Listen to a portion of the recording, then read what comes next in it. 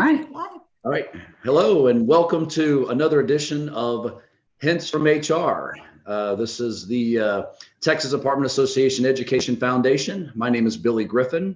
I am the Vice President of Business Development for We Do Trash, and I will be the moderator today. I'd like to take a minute and introduce this lovely panel that we have in front of us here. I'd start with Becca Ramadi, who is the Vice President of the Texas Apartment Association Education Foundation. Welcome, Becca. Thanks. And I'd also like to welcome Miss Nicole Block, who's the Regional Director for Brookfield Properties. Welcome, Nicole. Hey, and congratulations, Billy. This is your first solo episode to host, so everybody needs to recognize. I'm flying here. I'm flying. I'm like, oh. I just want to throw that out there. This is your first solo, so we're really excited that you're here, and we know you'll do a great job. So congrats. Well, thank you. Thank you for putting faith in me. But really, the special guest we have today is Miss Melissa Rhoades. Melissa is the Talent Acquisition Advisor for Greystar. So welcome, Melissa. And why don't you take a minute to introduce yourself and tell us how you got in the industry? Yes, wonderful. Thank you, Billy. So, a little bit about my story. My first, I will say, big girl job was working as a first grade teacher. I was teaching ESL in Dallas, and I taught it was a little over 10 years. And all of a sudden, I just had a change in mindset and decided I wanted to get up and move to Austin and change careers. So I worked as a career counselor for a trade school, and I worked my way up as the director of career services. And unfortunately, the school closed their doors nationwide. So there I was, jobless in a very competitive job market. So I immediately started getting on LinkedIn, networking, applying to positions, and I came across a talent advisor position with Greystar. And I thought, Greystar, who's Greystar? I had no idea.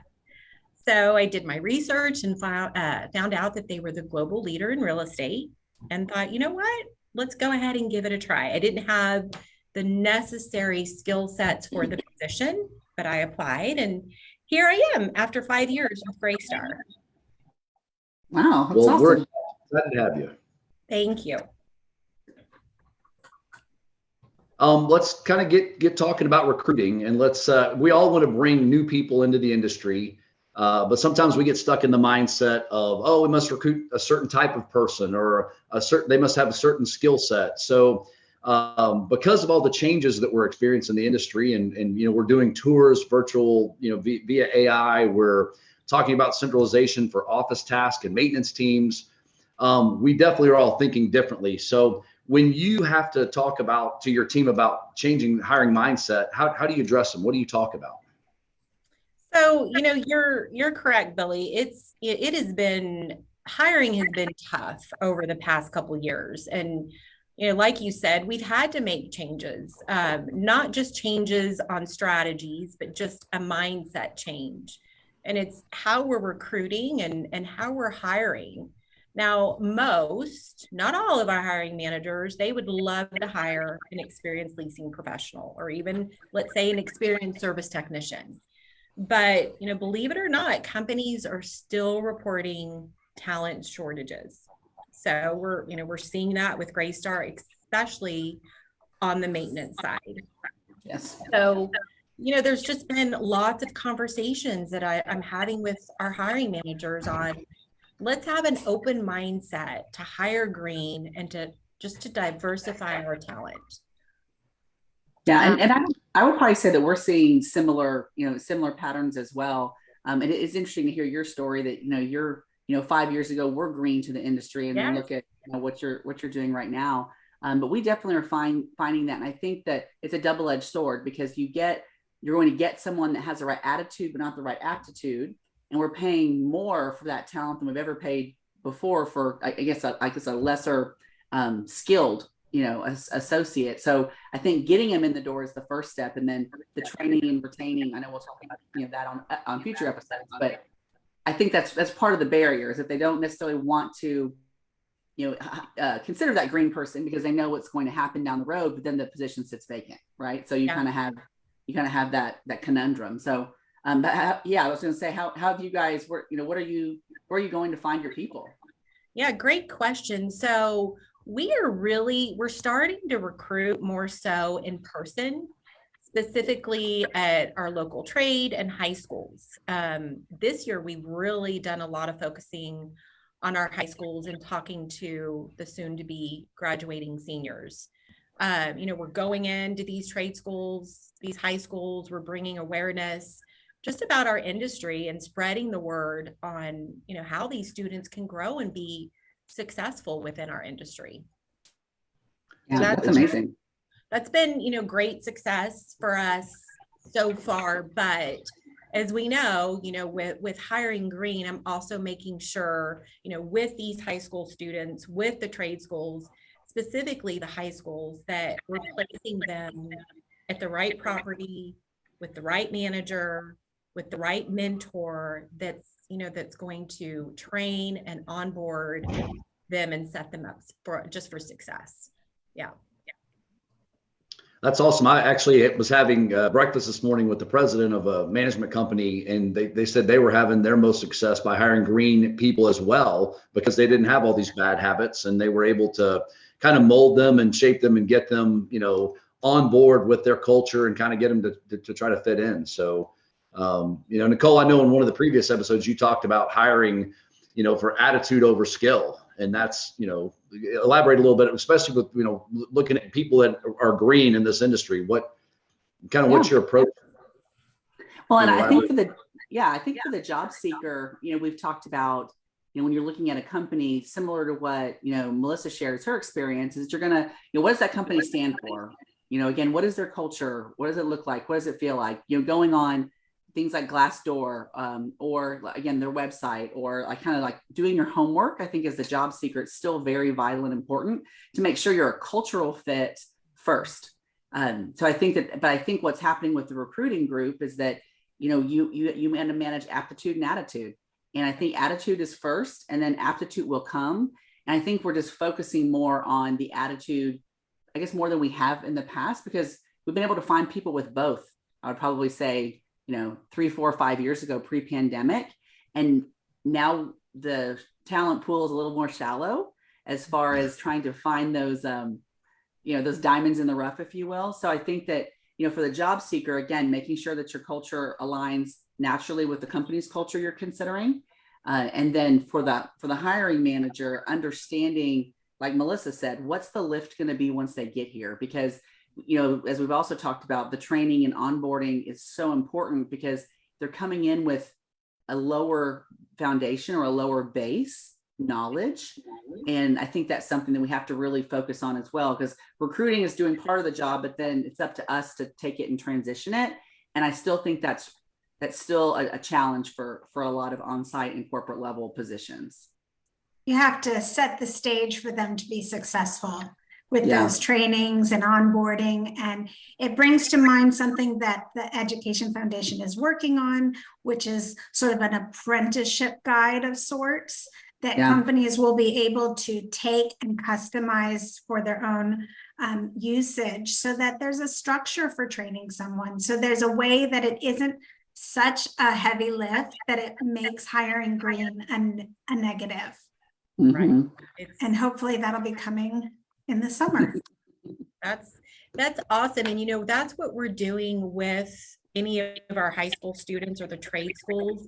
We're kind of creating a 6-week, I'm calling it internship, or maybe try before you buy, just to make sure that the students also will be invested as much as we'll be invested. Yeah. No, that's a really good point. I had a question, just kind of for Melissa. When you're out there recruiting, maybe either like what's tried and true, like people always are asking about XYZ, and what have you found that's different that maybe people are asking about or companies are offering that may not have been the norm, maybe again 3 to 5 years ago? Because I mean, obviously the tried and true, they're going to ask about benefits, right? But it's like, but maybe walk us through what you're seeing, or maybe how you've been approaching that differently. Because I would love to learn that and hear what's going on with everybody else. I love that question, because there has just been a huge change. When I'm talking to candidates, it's usually the first question they ask, what is your company culture like?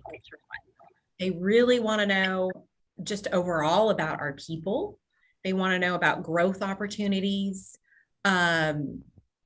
we're now having, I feel like I'm becoming more of a salesperson or a sales individual on selling the position, selling Greystar, because it is a competitive job market. I mean, Yeah. we used to have people with all of our companies banging down our door and wanting to work in our industry, but now it's, we're really, our hiring managers are having to roll out the red carpet when they come to their property, really try to, impress them, show off their property, talk about their success stories. So, in summary, they're really wanting to hear about company culture and just growth opportunities.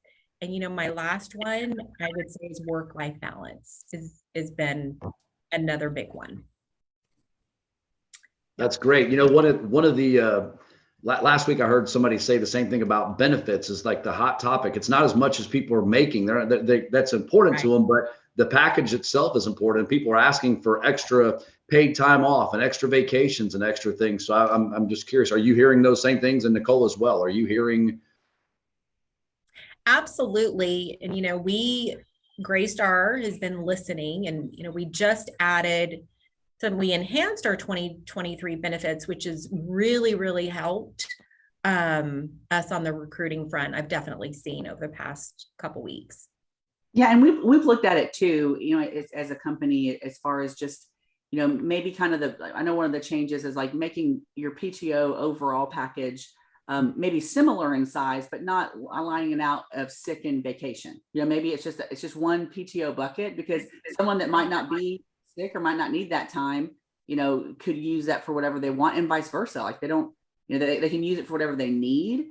But I also think benefits has taken kind of a more broad approach, because they're asking more about associate housing discounts, or asking more about, do you have a wellness plan that pays for your premiums? Do you have any type of health and mental, and we talk about, again, mental health is health, right? So I think that those types of questions I know I'm getting, and I know our recruiters are also getting, because it's not just, do you offer benefits? They're going to ask about every single potential option they've heard out there. Some companies have 4-day work weeks. Some companies are closed on XYZ days. And so they see that. I think benefits has become a very, like, what's the benefit to working with your company? I think it's kind of become a little bit more loose in its definition compared to just, are you on Blue Cross Blue Shield or Aetna or whatever, right? I think it's just definitely changed from our perspective, and it's tough. It's so competitive. It's very, you don't want to be reactive, but you don't want to miss an opportunity. So it puts you in a rough spot, but employers need to consider that, We said it's important for us to, look at hiring outside the traditional norms, because there are benefits. We talked about hiring green and it being benefited. People don't have bad traits. What are some of the other benefits that you guys can, elaborate on that are benefits of going outside the norms of the everyday hiring? I can take this one first. So one of the benefits, I think, by going outside of the norm is, I think that, as we focus on, diversity and equity and inclusion, I think that the more diverse your workforce is across the board, I think only strengthens us as an industry, down the line, because different backgrounds, whether it be, again, personally, culturally, et cetera, but also could be professionally, the different experiences that you have, I think will give a rich foundation as far as the customer service, the problem solving. You may have come across something in a different industry that you're not even thinking about, or you're going to approach something in a different way just because of your past experience. So I think that has been an unintended positive consequence by, bringing in other people that have just a different, life experience. So I would say that's something that we've seen maybe over the past, 12 to 24 months, as we've made a more concerted effort to hire more green from traditional norms. I've also seen, the green, the inexperienced employees. I've seen that, they're working harder just to prove themselves, and they seem to be a little bit more eager to learn. Yeah. That's awesome. Melissa, I'm curious. We've heard sort of what the benefits are, which I think are very real and can help a company look at things differently and take a broader approach at things. How do you sell that internally? And how do you get those hiring managers to, or property managers or whomever who is involved to think that way and to change their own mindset? So we definitely have restructured our interview process, and I created and did a few trainings on just the interview process, and it was not so much asking questions on skill set. It was, like I mentioned earlier, talking about growth opportunities, talking about our benefits in the beginning of the interview, in the screening, really sharing the benefits. I mean, right now we're offering a 40% housing discount. That's huge. So let's get that in front of our candidates right away. I've got email templates that I send out to candidates that are interested. When I'm talking to candidates or hiring managers, they're really, selling those benefits and, just overall working with Greystar. That's awesome. Great stuff. Anything else, Nicole or Melissa, you want to add before we, wrap this up? Well, I think that, kind of going back to what, Melissa was saying about changing the mindset. I mean, I think that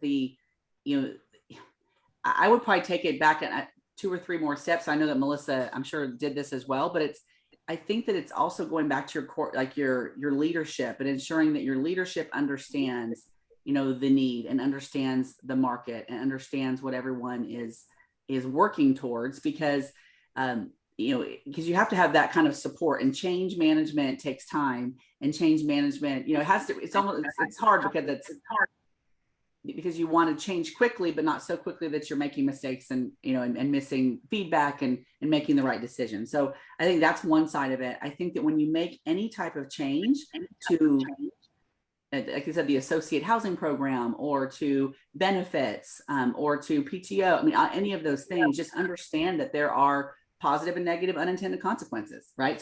So when you're making those types of changes, it's a real impact, and it could impact the team that you currently have, and it could impact the team that you want to hire. So making yourself the employer of choice it is difficult, it is competitive, it is it's something we all strive for, and it's so multifaceted that just ensuring that our employers are, whether you're on the supplier side or you're on the operator side, like just asking the questions to make sure that you are as well-rounded as you potentially could be to any of these job seekers, that are out there.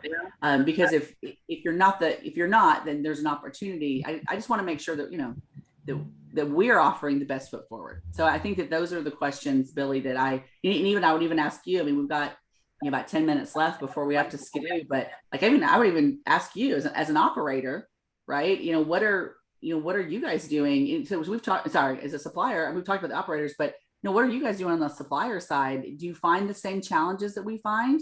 Because I would love to hear your perspective too. We definitely are in the same boat as everybody as we're trying to hire, because we're, competing. There's not as many people out there looking. In the past, you'd post a job and there'd be 30 people that wanted it. And now, you post a job and you're lucky if you get a couple. And, we're hustling to try to fill those spots like everybody. We're trying to get creative, and it's not just a compensation thing, as we talked about before. It's the benefits. It's, can I work from home, or can I, allow time for, working out, a couple of times a week, or again, you talk about that work-life balance. We're hearing all the time. And it's interesting to me too, from my side, the supplier side. And again, I talked about this recently with a friend, that I'm big on, if somebody emails me within 24 hours, I'll respond. Even if I don't have an answer, I'll say, hey, I'm still working on the answer. I'm still working on this. And it blows me away, the amount of people that even you hire somebody, go, oh, this person's a great salesperson, this person's really good at what they do. And you start hearing, oh, well, they didn't respond to an email, or they didn't call us back. And you ask them, it's like, hey, this customer, why didn't you call back? Well, I don't have an answer yet. It's like, well, then tell them that you're working on an answer, because they think that you've ghosted them, and they think that it's, they're not like in tune with what's going on. And it's like, hey, take a minute, respond, stay responsive. And those are some of the top salespeople that they don't like respond quickly. So I'm going back to, it's a struggle to find people that are checking all the boxes and doing what you need to do. And there's Yeah. nothing worse than having a salesperson that doesn't respond and doesn't do what you know. Well, and that's the attitude thing that we were talking about, right? I mean, responsiveness is not a skill set specific to one industry, right? I mean, responsiveness is something that's really important, you know, for all of us to do. But I would also say, like, you know, kind of taking a step back, because I have sons that have entered the workforce. Okay. And I've said this on calls before. It's like they, you know, so there's definitely a disconnect as well, because I know that they've applied at several places and never get a response. And then we have there are people that are out there that we just got to connect the right dots to the right people. And I think those are just missed opportunities. And those are the type of questions I think that as operators and suppliers, you know, job seekers, like, keep following up, right? I mean, don't do it 17 times if they haven't talked to you once, but I'm just saying, like don't, you know, but maybe, you know, once or twice, because there's got to be a balance there. So, you know, because there's a disconnect. I mean, there definitely is, because I've seen it with my own sons that are 18 and 21 almost. So I think that there's an opportunity there to be asking those questions, because I think as a recruiter as well, a lot of the positions when we post, you get things that are not, yes, they're green, but they're not even in the same realm. Right. You know, someone that wants to be a property manager. I've seen several resumes that are property managers of people that, you know, were the greeter or a hostess at a restaurant, you know. So I think that, you know, that is, you know, more translatable to like a leasing associate or sales position initially, as opposed to a property manager. So I know we get an influx of maybe just unqualified, not, you know, maybe qualified for a different position, but not for the position you're recruiting for. So I think there's a couple things there to unpack. One is that, you know, we had a webinar, TAAF hosted a webinar, and Mark Kukra was the speaker, and we talked a lot, excuse me, about, you know, our mindset on who we hire needs to change, but so does how we hire. Yeah. And so you can't not respond to a candidate, Billy, to your point, you can't not respond to a candidate because they'll be gone. They'll be hired by someone else. And so really thinking about your processes, which Nicole knows, we spent a lot of time just trying to help companies and operators have the conversations about, are your processes up to date? Do they match what's happening in the workforce? And I think this is one of those processes where, are you in contact with the candidate in a timely manner so that they're still going to be interested in the job? So Melissa, maybe you can speak to that in it for a second. That is huge, Becca. And that is what I have been implementing for a couple of years, you know, just our hiring managers, when they're short-staffed, sometimes it's hard for them to sit down and look through resumes. But my encouragement is to check your applicants at least once, twice a day, reach out to them right away, because you're right. They go fast. The good ones go fast, you know, and of course, you know, they've got me to help them as well, just to reach out, because we want to make that connection right away. And it's also, Becca, how you make that connection. You know, before we would just send an email, we'd love to have you come in for an interview. Are you available? You know, now it's, you know, sharing information first about our benefits, getting them excited about the opportunity. It's almost like a pre-qualification to interview, right? And I think that, and that's just as much, I think more so than ever for the job seeker too, who's listening, is that, you know, we realize it's a selection process on both sides, and it should be. Right. It should be. You shouldn't be so, I mean, everyone, you know, if you need a job, you want a job. You don't want to be desperate to have a job to where you take the wrong one. Just like as a hiring manager, you don't want to be so desperate. We've all been there. To hire someone that you hire the wrong person. So I think that when you have desperation on either side, you know, you need to just kind of take a step back, right? Just to make the, you know, that's when you don't want to move too far too fast. But there's a happy medium there to where you need to move though, you know. And I think that that's to your point, Melissa, like, even if you don't have the answer, or just saying, hey, I'm super excited about your interest, I'm reaching out to the hiring manager, what are your availability days? Like, you can get all of that done, or when you do get a hold of that poor manager that's working by themselves and desperately needs help, right? Then you can, you know, then you can be more efficient in, you know, being able to get everybody to meet. And maybe that pre-qualification call or email or whatnot gives enough information about the company that they're excited about, that then even if that position might not be right for them, then maybe there's the opportunity to share some positions that might be a good fit for them. I mean, Nicole, I always think about, you talked about, I think it was more during the height of COVID, but you had an applicant from Petco, and someone else wouldn't look at them, but you saw that they have customer service. Their customers may not talk, but still they know what's what. Well, but you know what though, and that was really impactful, because I had a hiring manager that didn't want to talk to this person from Petco, and I was helping them because they were short staffed. So I'm dialing in with the recruiter, dialing in with the manager, and I literally was like, okay, they have customer service, clearly problem solving. And if you think that you're dealing with crazy people, pet owners, like those are their children, right? So it's just being able to work through that. But that candidate just wanted to get out of retail. They wanted to get out of 7 days a week till 9 or 10 at night. So it's just asking the right questions and seeing how a skill set translates. You have to become the Rosetta Stone for property management. I'm sure Melissa probably can speak several languages, right? Because you have to figure out how to translate it into what we're doing. So there's my question for you, Melissa. If Petco is one of the strangest, most fun places that Nicole's found, what's if you're going to go, okay, what's one of the wildest, craziest places we found a person to join your team?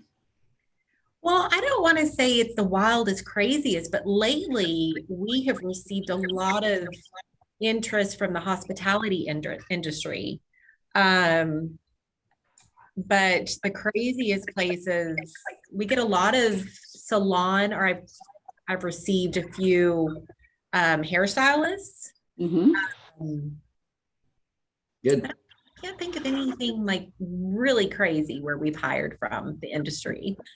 Yeah, but retail is one. Hospitality and retail, if you think about, they're in a service industry, right? Even like a salon, hostesses, waitresses, servers, whatever. They're in a hospitality industry, and it's 7 days a week and the hours are long. So I think any of those type of industries have translatable skills, but you just have to figure out, how they translate to your company. What about, Nicole, we've received a lot of individuals in the medical field. As we know, it's a stressful time, or it has been to be in the medical field, as well as even education, the teachers. Yeah. I've seen education. I have not seen medical yet, but I'm not surprised. But I've definitely seen education, and then also we try to ramp up our, kind of veterans opportunities as well. So we're hoping to gain more traction on those types of, professionals, because obviously they have a proven, track record of just, again, caring, dependability, resilience, all of those problem solving, things that we need. But I haven't seen medical. But I'm not surprised. That's a good one though. I'm sure more in the future will come. Yes. This has been fantastic. Great insight, Melissa. I want to thank you for taking time to join us today. I want to thank Nicole and Becca for having faith in me to try to moderate and stumble my way through this. So a couple of housekeeping things before we hop off the call here. The next Hints from HR will be on June 14th, and we'll be talking about cross-training teams. So make sure you mark your calendars for that. The next episode of How to Speak Maintenance will be May 24th. So mark your calendar for that as well. And then make sure, if you have any questions, visit the TAEF Resource Center, and you can find all kinds of great things for recruiting, and if you click on the tab that's under resource tab, it'll get you exactly where you need to be. You can go back and watch old episodes. You can ask questions. So any last words? On the TAA website. What did I say? On the TAA website is where you'll find that resource tab. TAA, yes, TAA website. And again, TAA, and then click thanks, Billy. Yeah, thanks, Billy. You did a great job, and thanks to Melissa. And I would just say again to anyone listening, the goal of this podcast is just to make you ask questions. We don't necessarily have all the answers. We do not claim to have all the answers, but learn from our trials and tribulations. But also just make sure you're asking the question. If you're a job seeker, if you're an operator, if you're a supplier, just so that you can ensure that you're just, again, becoming that employer of choice or finding the right fit for you if you're looking for a job. So we wish you much success. Thanks, everybody. Thank you. Bye-bye.